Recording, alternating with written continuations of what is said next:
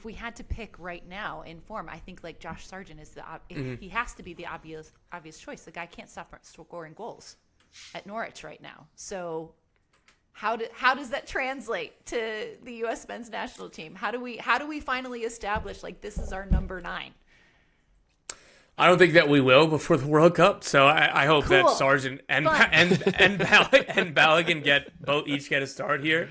Again, like Sargent has battled injuries in the past, and you think about even at the Copa America, I thought he was coming into that to be the starter, and then he came in. He had to fight real hard to rehab to be able to even be on the squad.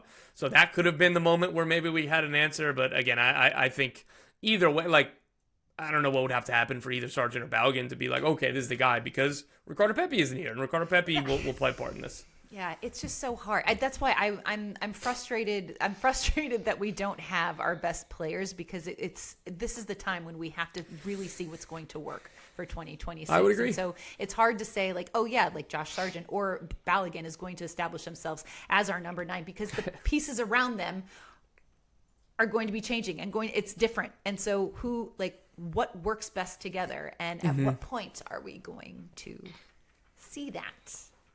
Can I ask one question? Yes, Jill. It's not about the strikers. Because if I have to talk about USMNT and strikers, it's a downward spiral. Yeah. My question is for Doyle, because I'm sitting here just thinking about it, and it's like, is there now no chance, do you think, for Christian Roldan to be called up? Is that door closed after, making the squad for Qatar? And it's just sad. Like, if he bowled out of the Club World Cup, and now, like, this has been his summer, he captains the team at a Leagues Cup against Messi. It's like, obviously the roster was announced prior to this weekend, but like, is the door shut for Christian Roldan? Because that's bumming me out. If it's not entirely shut, it's almost there. Yeah. It's just, yeah, it bums me out too. It's pulling at my little MLS heartstrings today.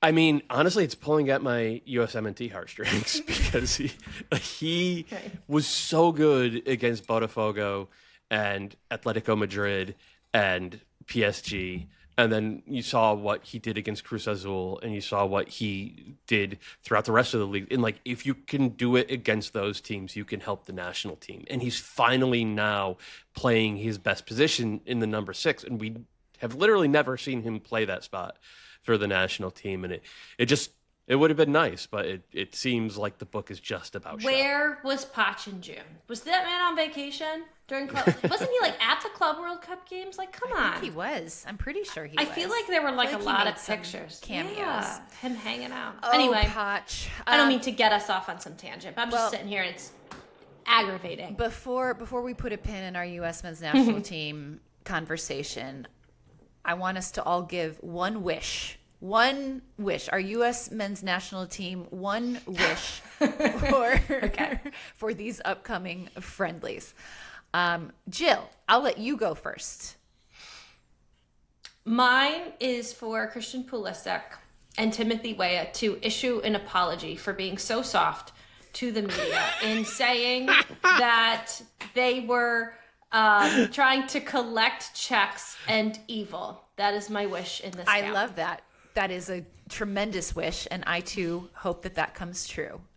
Tom, what is your one wish? I hope we see 180 minutes of Pulisic being really, really good. I think that'll put a lot of this to bed. I love that. That was very definitive as well. Doyle. I'll wish for either Sargent or Balogun, I don't care which, to score a hat trick and to look like the answer to that number 9 debate we were just having. One of these two guys. I do not care which one. 100%. That was mine as well. But I actually want it to be Sargent because I love him. And I would like him to score. I'd like him to end that 6-year scoreless drought for the U.S. That is my wish.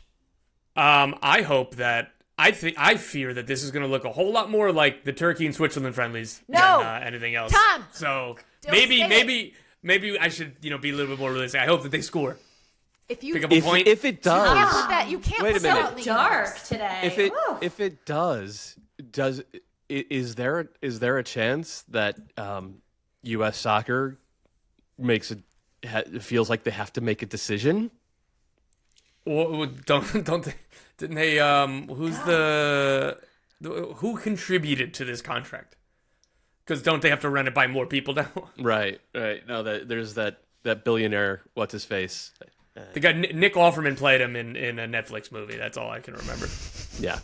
Wow, this Nick took a Offerman. turn. On Did take a Kickback turn. Committee. It did take a turn. I'm We're scared. We're about to take another turn on the Jersey Turnpike because it is time to hit on our 50 states of soccer, and we're looking at New Jersey. Tom Bogert,